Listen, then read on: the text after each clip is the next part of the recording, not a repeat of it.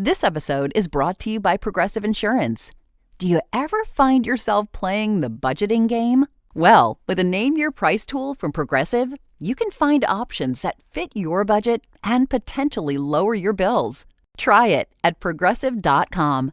Progressive Casualty Insurance Company and Affiliates. Price and coverage match limited by state law. Not available in all states. Welcome to No One Told Us, the podcast that tells the truth about parenting and talks about all the stuff you wish you knew before having kids. I'm your host, Rachael Shepard-Ohta, and today I'm so excited to speak with Lauren Sloan. Lauren is a registered nurse, certified baby-led sleep and well-being specialist, and the founder of Spirited Baby Sleep and Wellness.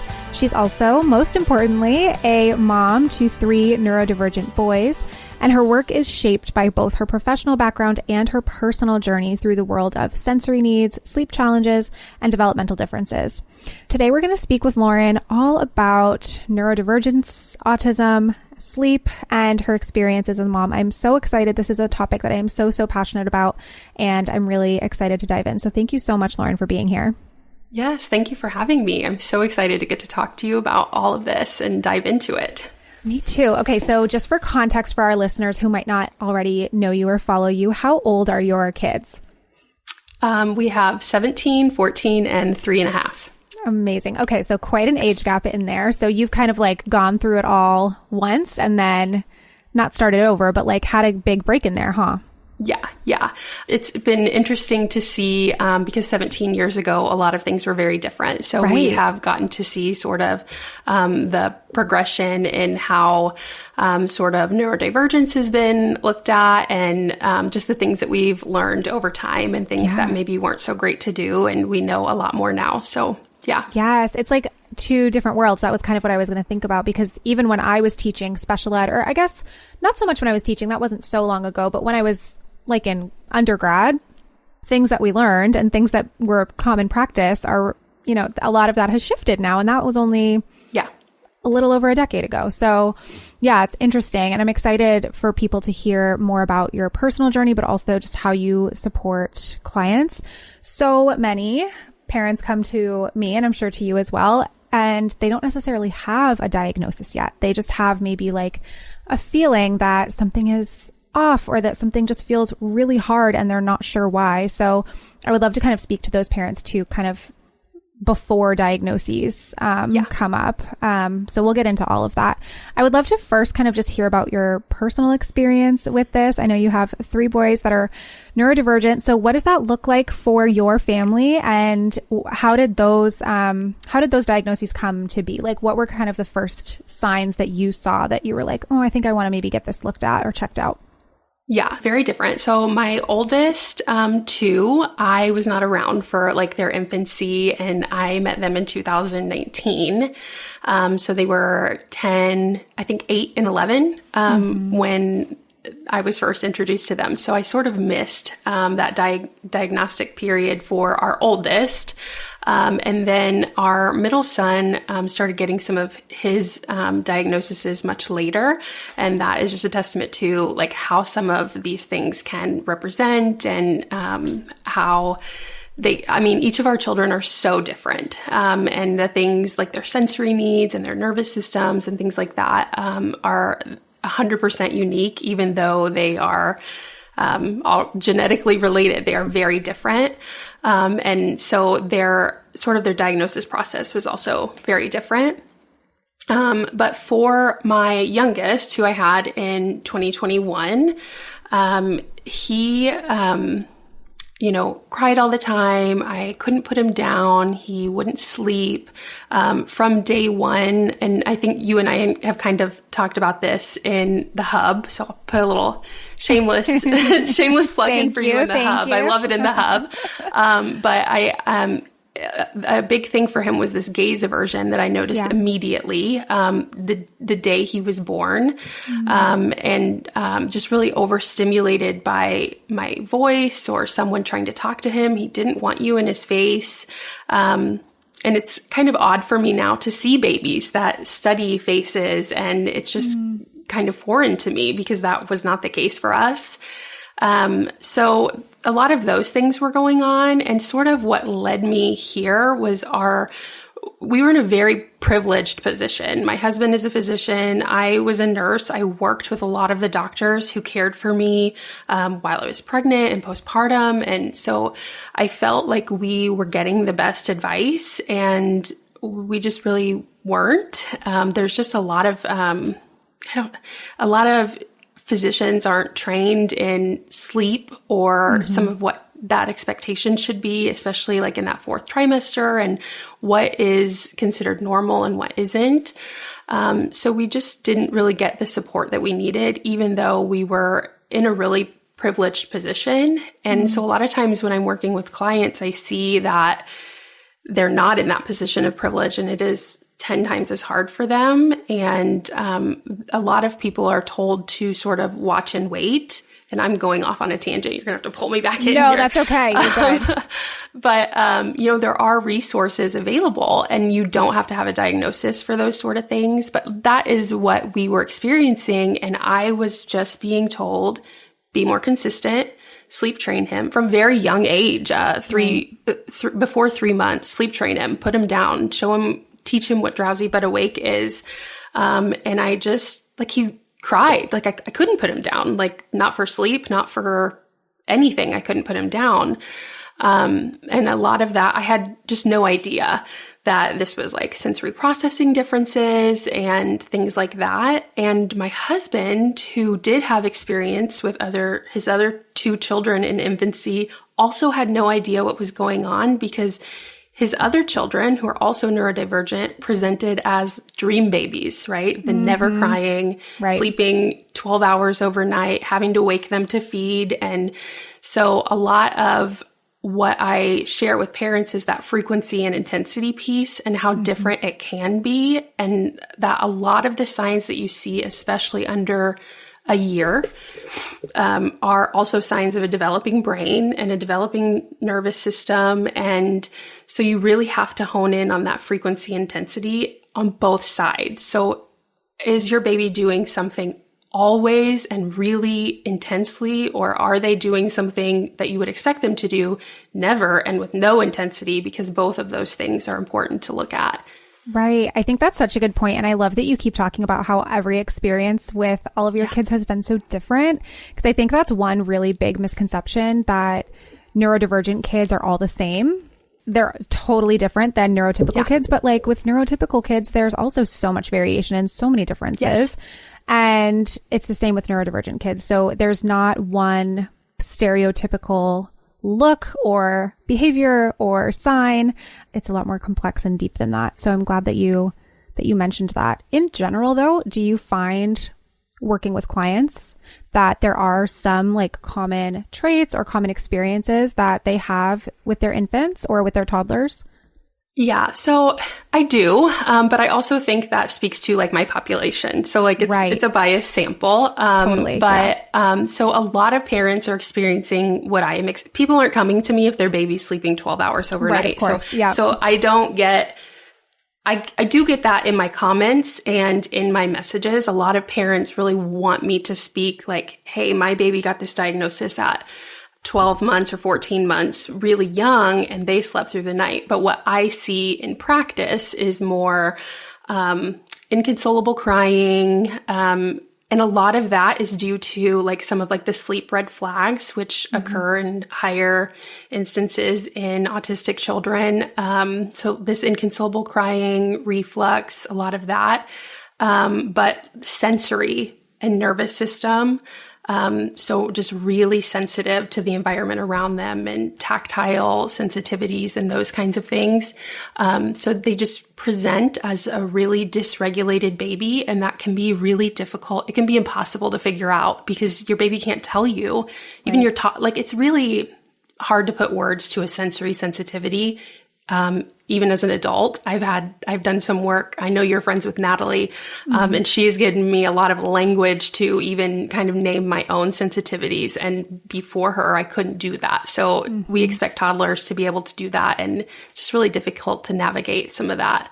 Sure. But yeah, really heightened sensory sensitivity, or on the opposite end of that, an underreactive sensory system. So parents are having to aggressively bounce on the yoga ball or aggressively rock, and they're like, it feels wrong. Like it feels like I'm too much. But that's the sensory input that baby needs to be able to get to sleep. That makes a lot of sense. We're going to take one quick break, and I do want to talk a little bit more deeply about sensory processing when we come back. We'll be right back. You know that feeling when it's Monday morning and you're out of literally everything and you have to pack the kids' lunches and give them breakfast and give them a million snacks and you have nothing to pull from in your fridge or pantry? Same. When we can't make it to the grocery store because we've had a really busy weekend, we are so happy that we have all of our Thrive staples in the pantry, from our snacks to our pantry items to things to make the kids for breakfast and sandwiches for school. They've got literally everything we could possibly need. And not only is it convenient because it's delivered, but we can also get our favorites on a subscription. So we don't even ever have to think about it. We can choose how often we want our favorite things delivered and when. So it just makes it ridiculously easy. And we never forget to have our favorite things for our kids on hand. I love Thrive's Healthy Swaps scanner. So you can actually scan a product and it instantly recommends healthier swaps. So I've swapped out some of our more sugary processed type snacks for more filling and high quality things, but are still at a great price on Thrive. So things like Chomps beef sticks, Simple Mills crackers, those are my kids' favorite things for their lunch boxes. And then I also really love the high protein things that they have and things for my pantry to make quick dinners, like the Primal Kitchen sauces. I absolutely love the teriyaki one for grilled chicken. It's so good with rice. If you're ready to make the switch too, go to thrivemarket.com/HeySleepyBaby for 30% off your first order, plus a free $60 gift. Oh my gosh, $60. That's Thrive Market, THRIVE market.com/HeySleepyBaby. thrivemarket.com/HeySleepyBaby for 30% off your first order plus a free $60 gift. That's insane. It is spring, and that means we want to be outside. We have kids' practices. We want to be on the go, going to the beach, taking walks after dinner. We don't have time to be in the kitchen cooking and prepping a million different meals every night. My husband keeps bugging me about when we're getting our next Factor box, and I don't blame him because they are so delicious. I honestly don't really know how they do it, but every single meal tastes like you're eating something from a restaurant. I have no idea how they do it, but it is so delicious and really filling and healthy too. You can also personalize your boxes so that you are meeting your nutrition goals and getting exactly what you want or need, like extra protein or fiber. A couple of our favorite meals recently have been the truffle mushroom macaroni and grilled filet mignon, which is so good. I also love the roasted garlic butter salmon. And I also really am into the loaded mashed potatoes and shredded chicken. It's just so delicious. And again, things that I would never think to make, never take the time to make, but are absolutely delish. So you can get started at factormeals.com/no-one-told-us-50 off and use code no-one-told-us-50 off to get 50% off your order plus free shipping for your first box. That's again, code no-one-told-us-50 off at factormeals.com/no-one-told-us-50 off for 50% off plus free shipping. Factor powers your day with satisfying breakfasts, on-the-go lunches, premium dinners, and guilt-free snacks and desserts. So it's much easier to savor more this spring. Factor meals pack in the flavor with none of the fuss. So get yours today.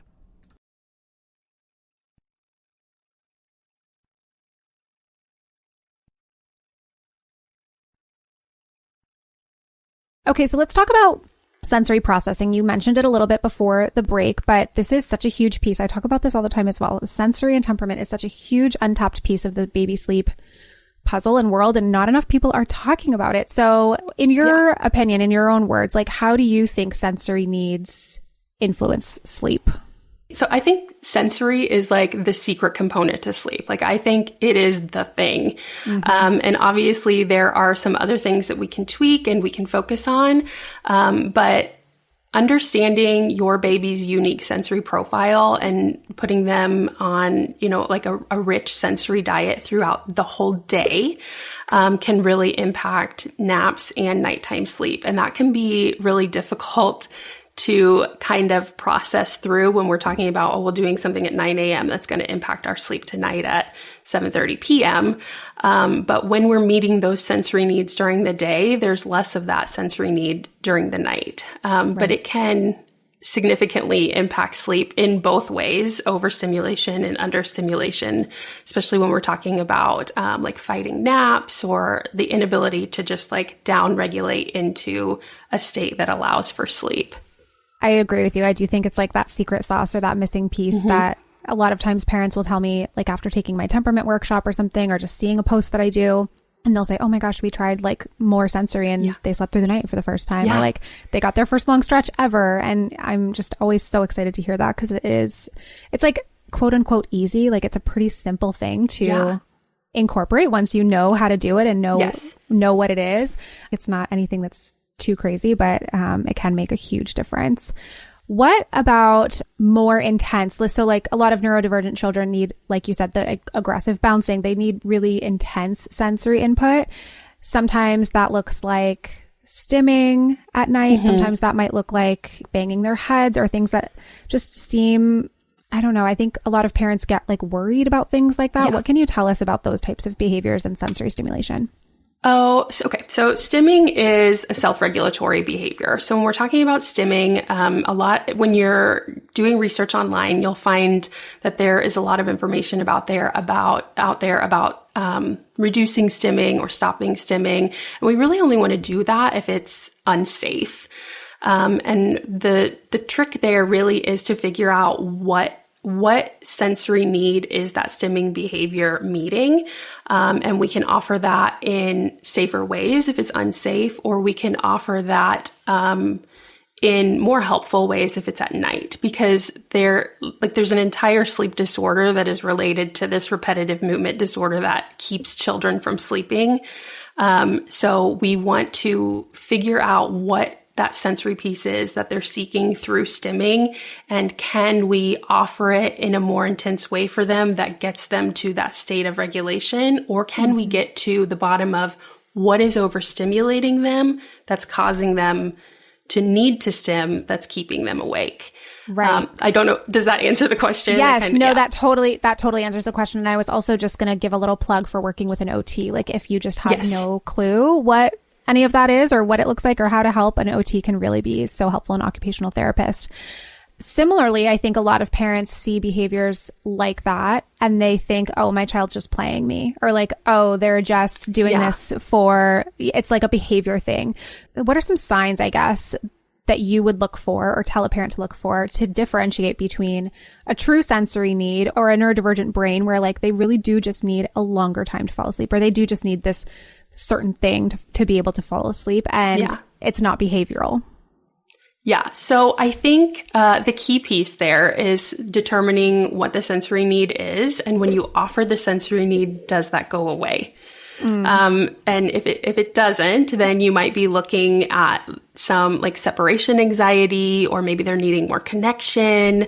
And a lot of times when we are working with autistic children, that stimming is sort of a way of connection. It's one route for connection. So a lot of times sort of that parallel play that you kind of back off and you participate in stimming in just sort of a parallel way. And that can be a form of connection that they're seeking.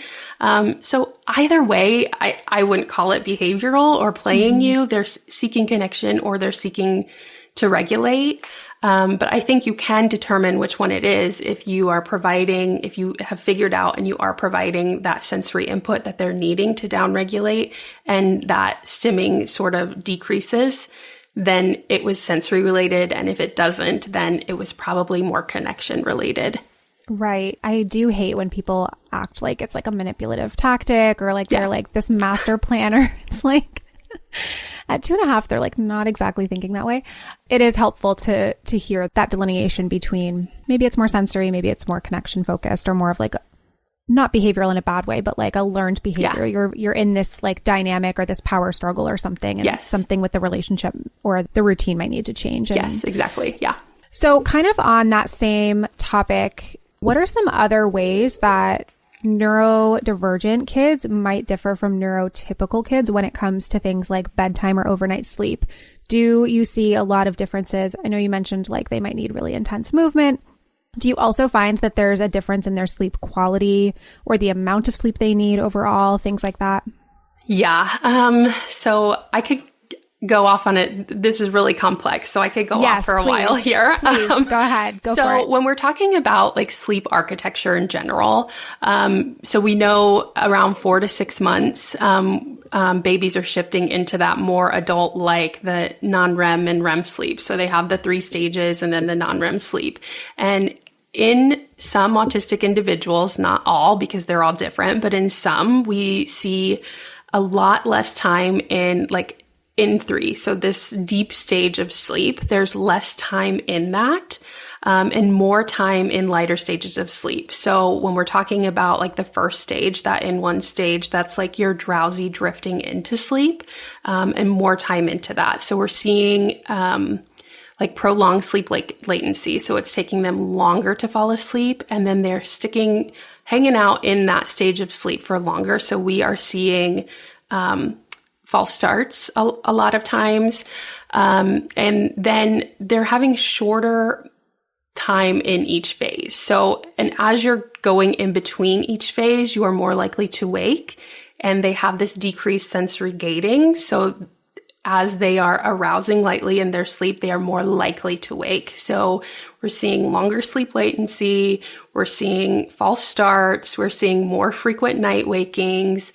And then there's the component of some of these hormonal dysfunctions that they might experience. So your melatonin, and there's a lot of theories there and some research that still needs to be done, but a decrease in how much melatonin is made, when it is made. So is it secreted too early or too late? And is that leading to things like split nights and like these hours during the night that they're awake?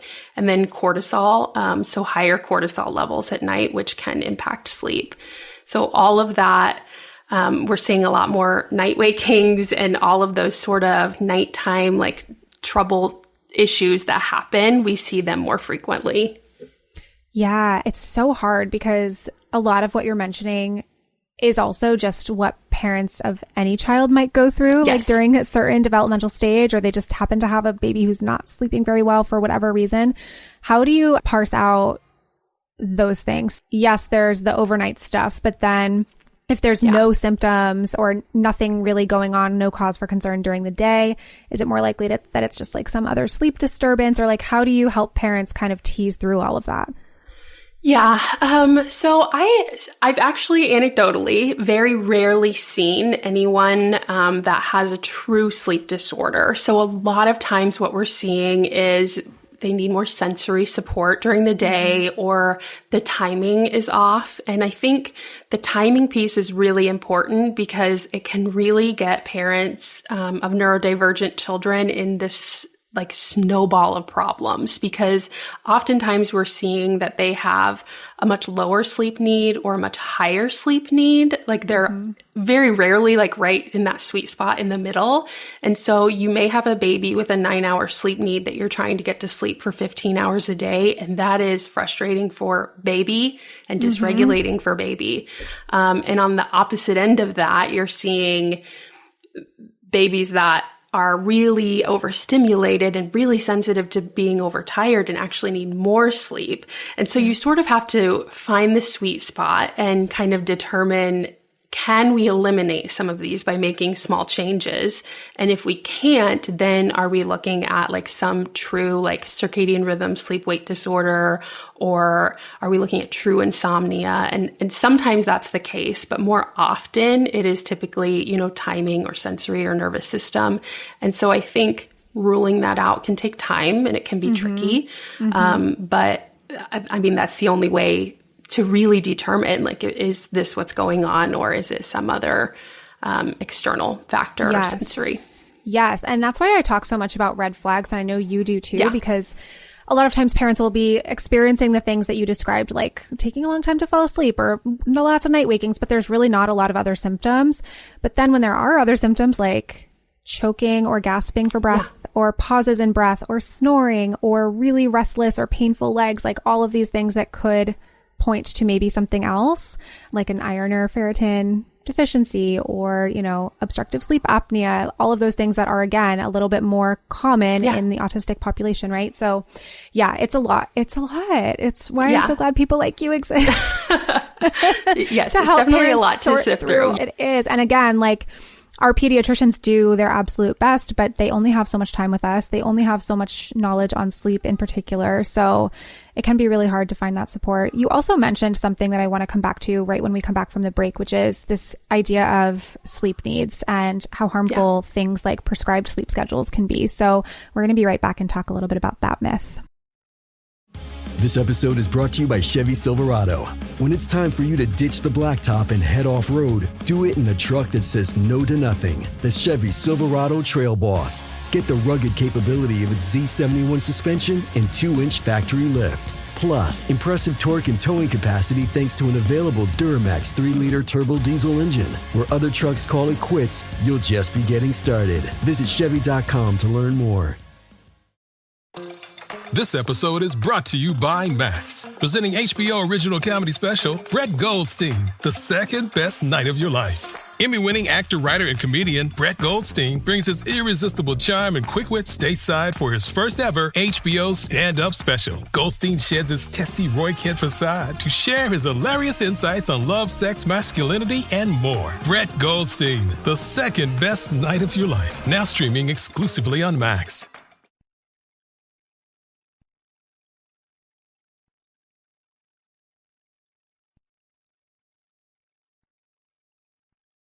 So Lauren, before the break, you were talking about how to determine if your child is like low sleep needs, high sleep needs, somewhere in the middle, and how that can be really hard for parents because they're, like you said, maybe they have a low sleep needs child and they're in a dark room trying to rock or bounce them 5 extra hours a day that they don't need to be doing that. And it's so frustrating and it's so demoralizing to feel like you're failing, and it's hard for your baby too to be dysregulated and miscued like that. I'm curious to hear your views on sleep training. I think we probably agree.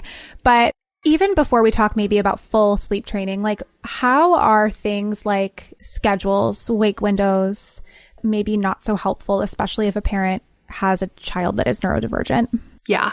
So I think the sleep need piece is really important when we're talking about like wake windows and things like that. And there's sort of two sides to this, because if you have a baby who is really sensitive and really dysregulated, and you're not relying on wake windows, but sleepy cues, it can be really difficult to, like, what is a sleepy cue? Like, if my baby's constantly dysregulated and crying all the time, and we've not sorted out some of the underlying issue there, then you are really sort of leaning on these wake windows, and you're trying your best to sort of navigate that, because what we want to do ideally is look at our baby and look to our baby, and they're going to guide us towards where we need to go. And that can be really difficult in the beginning.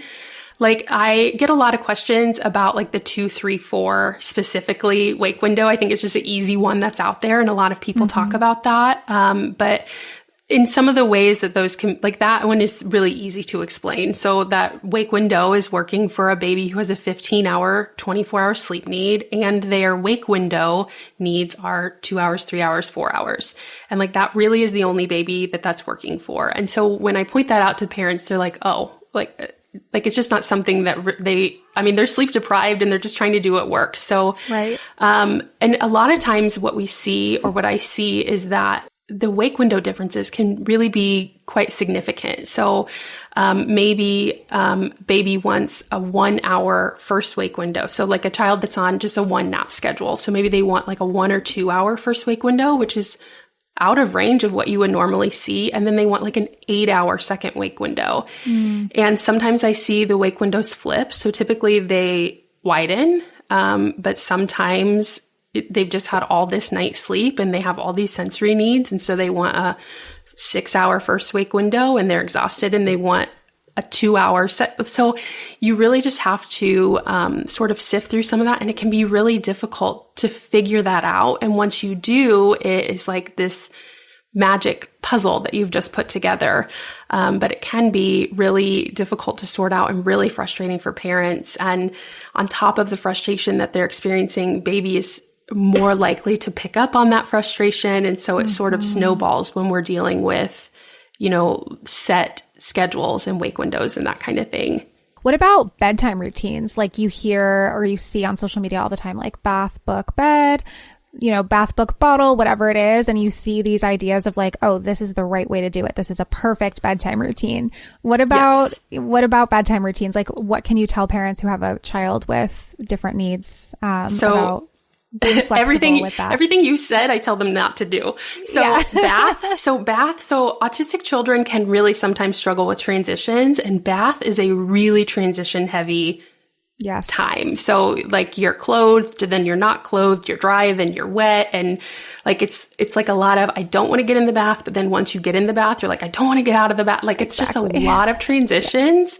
And so not a good thing really sometimes if you have a child that is sensitive to that to add into bedtime. And books can be like the pages, the touching, the pictures, you're talking. It's just a lot of different sensory inputs all at once and can be really overstimulating. So if you're finding that you're struggling with bedtime and you have even just a highly sensitive baby, like pulling back on some of those things. And so like the app that you have, so the Goldminds app or like a story on YouTube where you can like put your phone down and just let something play and you do deep pressure can sometimes be a better option than bath, book. Even sometimes like lotion and that massage is too much. And we just want to do no rubbing, just deep pressure and give that deep input can make a difference at bedtime. That's so helpful. What about feeding? What about bedtime feedings? Do you find that it's a lot harder for parents to kind of cut back and wean and things like that?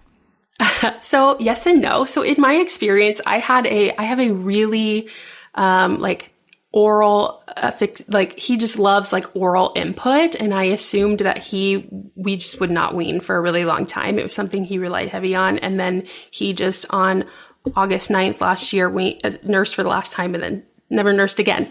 Wow. So it kind of just depends. But a lot of times that nursing or that feeding is, it's all like polyvagal theory and like the suck and this, so all of that is very soothing and can often be like a primary source of regulation, especially when they're under 1.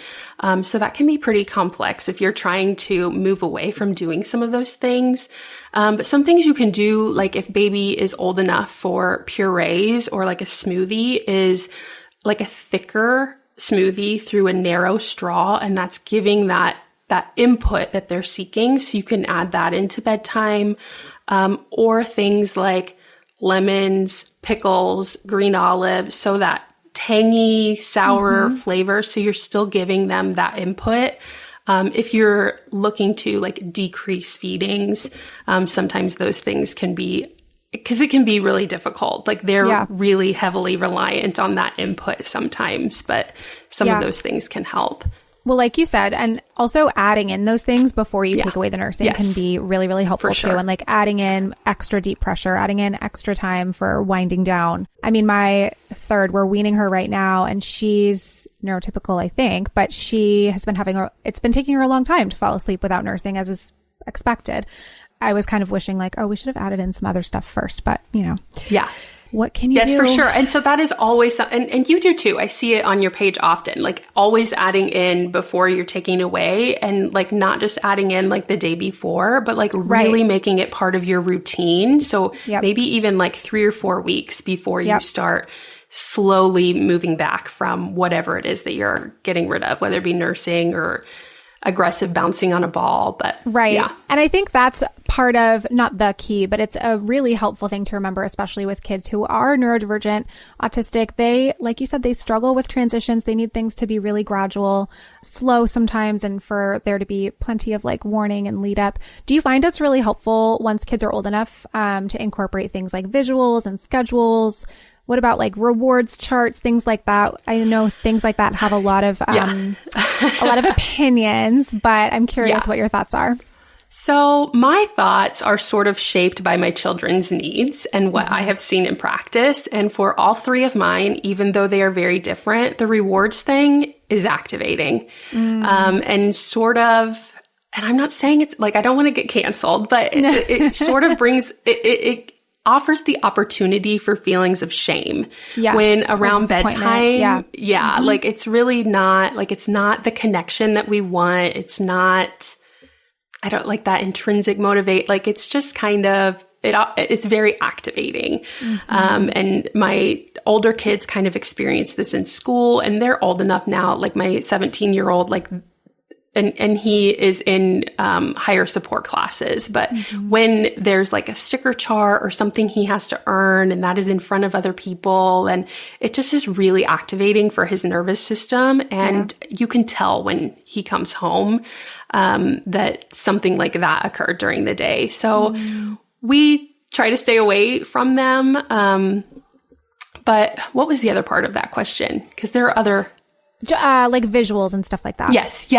So the visuals, and a lot of time, if you have, a child with a more reactive nervous system, you can tell a story that is not about them, that is about a little boy or a little girl, and it is like removed from them, or you act out the story with an animal. So you're like taking it off of them and putting it onto something else. And that can be more regulating for their nervous system. And you're still, getting the message, or like, this is what we're going to be doing. So they can still know what to expect.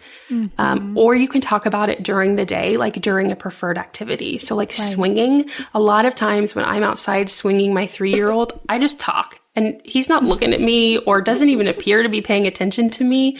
But later he knows. So he was paying attention. Yeah. And I mean, that speaks to like the learning. Like you don't need the eye contact. You don't need them to be sitting at a desk. You can just talk to them in the car, or talk when you're swinging them, or when you're playing cars, or whatever you're doing. Just be talking, or talk to someone else within their proximity is another great way to, especially when you're dealing with maybe some things around shame, or you're really wanting to build up their self-esteem, like talking to my husband very intentionally about what we're going to do and how great my child is. And saying that to them directly can be activating, but if they can just overhear you saying it to your spouse or an animal, a stuffed animal or something like that, is another great way to kind of work that in. I love that idea. That's so cute.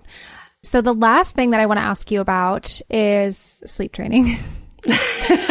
And we kind of touched on like the sleep training light topics, like schedules and wake windows and stuff like that. But you do such a great job of advocating for children, particularly neurodivergent children, and you teach parents exactly why it's not the best idea to sleep train a child that is neurodivergent. And I would love if you could just kind of give us a few of your top reasons of why it's not ideal.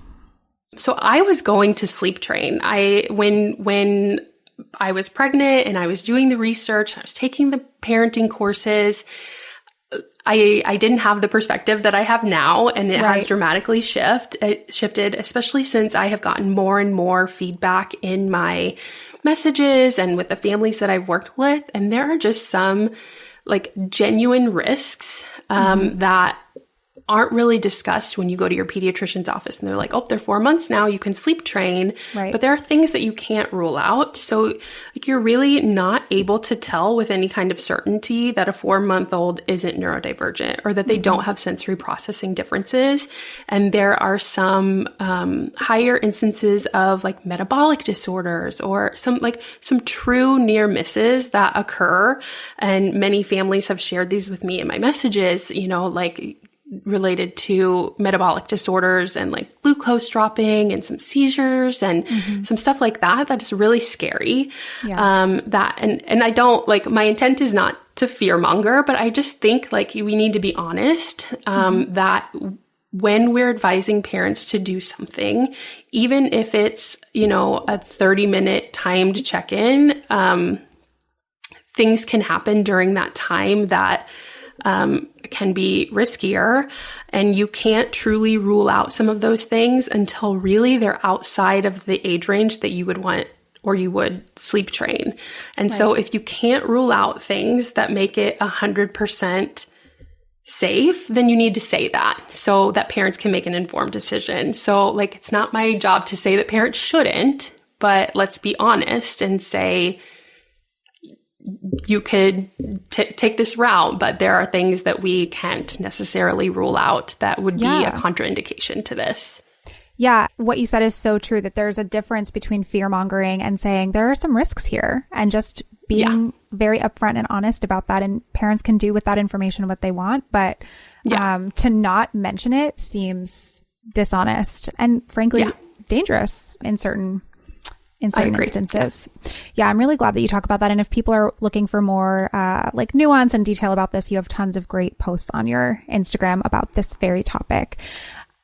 I know that I said that was going to be the last thing I asked, but the really last thing I want to ask you is what advice would you give to a parent who is kind of like maybe at the very beginning of this journey, and maybe they're finding that they're just having a really hard time with their baby. They're not sure what's going on. Something in them is telling them to seek more support, but they're maybe being told, just wait, or everything's fine, or it's normal, or just sleep train. They're kind of being gaslit. What would your advice be to that person? To dive into the services around you that are available. So you don't need a physician order for therapy services, first of all. So if you live in an area where free services aren't available, an occupational therapist is a great place to start. They can do a sensory profile. They can sort of pull in, they have sort of that education around like some of the oral sensitivities, and do you need to see a speech language pathologist or an IBCLC? If they're very young, starting with an IBCLC is also a great place to start. But in most places, and not just in the United States, the UK, Canada, there are a lot of resources available. My favorite here is like Parents as Teachers is a great like first place to start. And that's actually an early childhood education program. But typically they can guide you into early intervention services. And those services are free in-home access to PT, OT, ST, all of these therapy services. So you can really get someone in there that has a lot of knowledge about this that might extend beyond what your pediatrician is telling you, and can help you navigate sensory preferences, the more reactive nervous system, and things like that. Amazing. I will put that in the show notes. Are there any other like books or online resources that you find you're referring to parents a lot? So pretty much all the books that you also recommend are the exact same book. And so, I mean, we started with, the sleep certification. So I got a lot of my, Rest, Play, Grow. The Out of Sync Child Has Fun is a book of sensory activities. So if you're wondering, like, what can I do? And it's for all different ages. So it's just a whole book of different sensory activities that you can do. So that is a great one. Cool. As for resources, it's kind of specific. Does it just depend on where they live? Yeah, it depends on where they live. So I do have a free guide that walks you through the early intervention services that are available in the United States, Canada, Australia, the UK. So that's going to go over early intervention services and early childhood education services that are available if you're interested in looking at those. Perfect. And there's some like template emails in there that you can send to sort of get started with that. Oh, amazing. So that is one resource that I think is great for parents who are just sort of questioning. And I also want to name like the power, and this is in that guide as well, but the power of a self-referral.